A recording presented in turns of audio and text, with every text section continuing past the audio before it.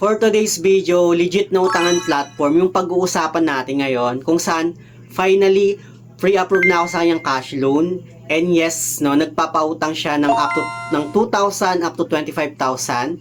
And yung kanyang loan term payment naman na in-offer is 1 month up to 3 months. Na-disapprove ako sa kanya last year and this year nag-re-apply ulit ako and free approve na ako sa kanyang cash loan. So far, okay at recommended naman itong loan app na to kasi nga SEC registered siya and yung kanyang interest rate naman is parang katulad din ng interest rate ni Tala. Yung business experience ng ate ko kasi meron siyang account sa loan app na to, okay na okay nga daw siya. So kung interesado kang malaman kung ano nga ba itong loan app na to, no, keep on watching.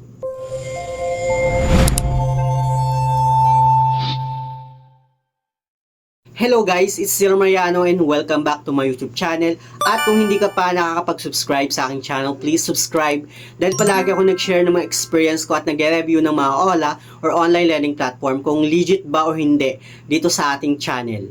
So pag-uusapan nga natin itong legit na utangan platform na in-applyan ko last year pero na-disapprove ako sa kanya and this year nag-re-apply ulit ako at na-free approve na nga ako. Pero ang nangyari kasi guys, no, nag-apply ako last year and na-disapprove talaga ako at hindi na ako pwedeng makapag-re-apply. So, pwede siyang i-delete yung account mo doon. So, dinidelete ko yung account ko na yon at hinintay ko ng medyo ilang buwan din bago ulit ako nag-re-apply.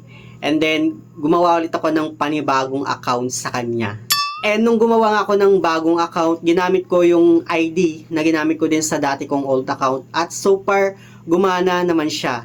Well, wag na natin itong patagalin. Itong loan app na tinutukoy ko ay ito nga si Happy Cash na madadownload lang din natin sa Google Play Store, no?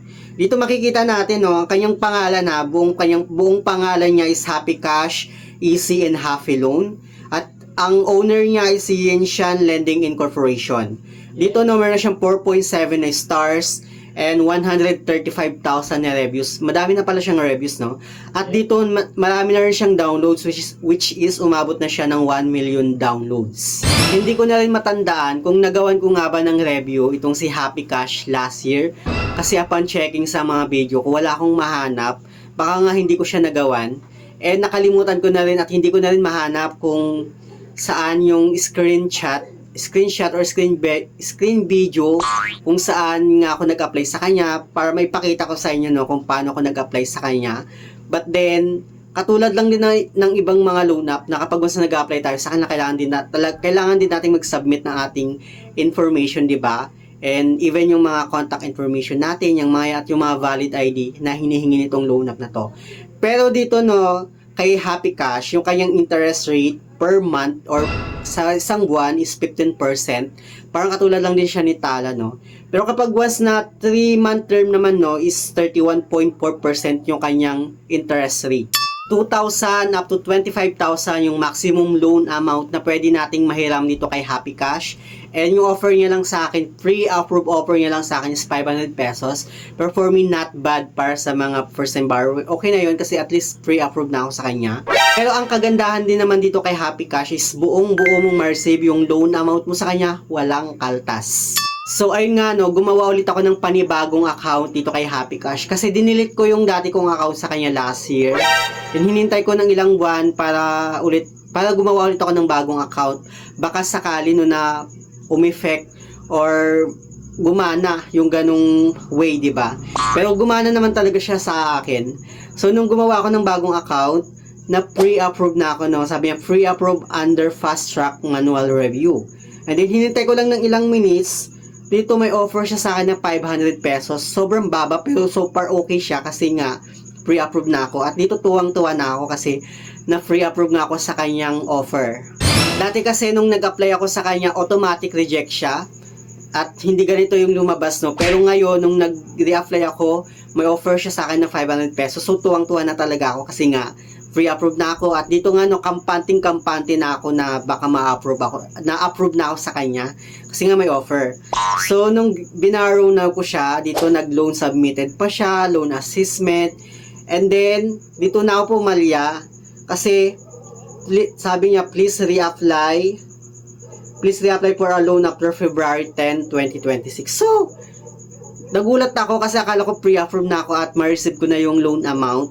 doon sa GCash ko kasi GCash yung ginamit ko sa kanya. Pero yun pala, submit for approval pa rin pala siya. At ayun, reject pa rin ako. Ibang-iba kasi yung nangyari sa account ko last year kasi last year automatic talaga disapprove siya, reject. Pero this year naman is may offer nga siya sana 500. So naging kampante ako na pre-approve na ako sa kanya at madi-disburse yung loan amount na offer niya kapag once na greenab ko. Yun pala, submit for approval pa lang kapag once na greenab mo yung loan offer niya. So wala, disapprove pa rin tayo. No? Nag-try ulit ako mag-reapply sa kanya noong February 10 pero hindi pa rin ako ma-approve. Same lang din sa account ng ate ko na actually yung experience naman ng ate ko, na-approve naman siya at nakuha niya naman yung loan amount na greenab niya. Parang pangatlong reloan niya na yata ngayon.